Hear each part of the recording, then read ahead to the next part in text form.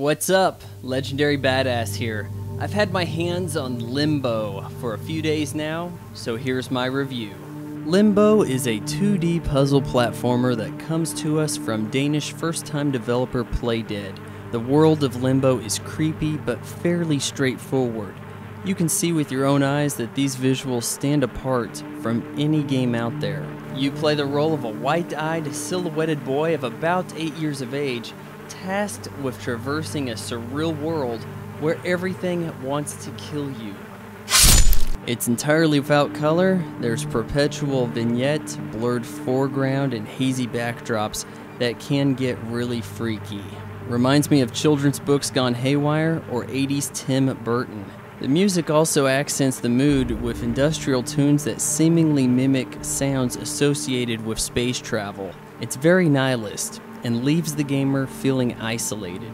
Your character is completely defenseless while crossing a terrain littered with death traps in the form of puzzles. There's no life gauge because just about everything in Limbo can end with one swipe, squash, bullet, crash, shock, or fall. At first it's trial by instant death, but oddly enough it's the later chapters that are more forgiving.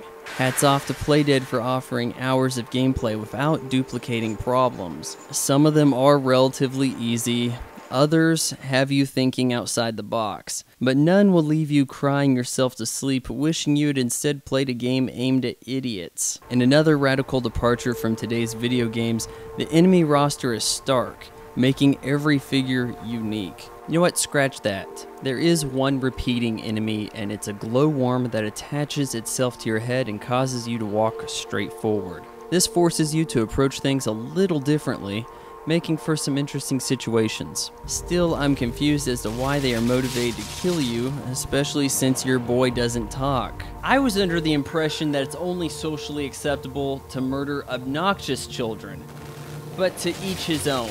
The game is not without its hang-ups. Most obvious is the story, or lack thereof. All we know is that a boy is uncertain of his sister's fate and enters Limbo. Why fate is capitalized, I can't tell you, and this information comes from the Xbox menu description of the game. Part of me wants to get onto Playdead for not actually mentioning the story in the game. The other part of me could care less. See, if you're as old as I am, you remember the days when games either didn't have or didn't need compelling stories. You may think you know the plot of Super Mario Bros., but if you picked it up and looked at it for what it is, all you'd know is that walking to the right is possible, and only after completing the first dungeon would you have any clue that you're looking for a princess. But that doesn't mean the game sucks. Limbo operates in a similar manner. There isn't a story to drive it, but every puzzle leads seamlessly into another. You never know where it's going to take you, so the anticipation of what's in store around the corner makes it tough to put down. I'm getting tired of escaping into games where you play as some idolized one-man army. Heck, for me, that's called reality. In Limbo, you're a vulnerable little boy. You are completely weaponless, but when confronted by an adversary, you can oftentimes find a way to outwit them. Controls are limited but tight, offering you the option to walk or run left and right, jump, and an all-inclusive action button. Rarely did I ever feel that my death was served despite my best efforts to nail a landing or hit a switch, but it would have been nice to be able to duck. Comparing it to another puzzle platformer game by the name of Portal, it's also evident that humor is missing in Limbo, unless of course you find child decapitation hilarious, which I do. Again, this is easy to gloss over because the perplexing world of silhouettes and traps serves up a tone rarely seen in video games. But even then, it feels like Playdead somehow cheated by not including any dialogue.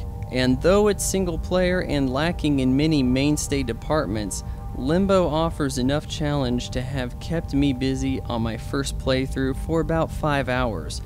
And one of the achievements asks for the player to complete the game in one sitting while dying 5 or less times. Limbo was in production for 3 years with a team consisting of about 8 people. It doesn't look like, nor does it play like, your typical Xbox Live arcade title.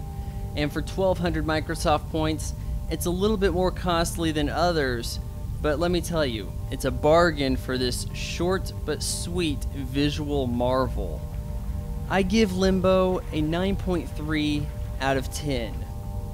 Well, till next time, I'm Legendary Badass. Peace.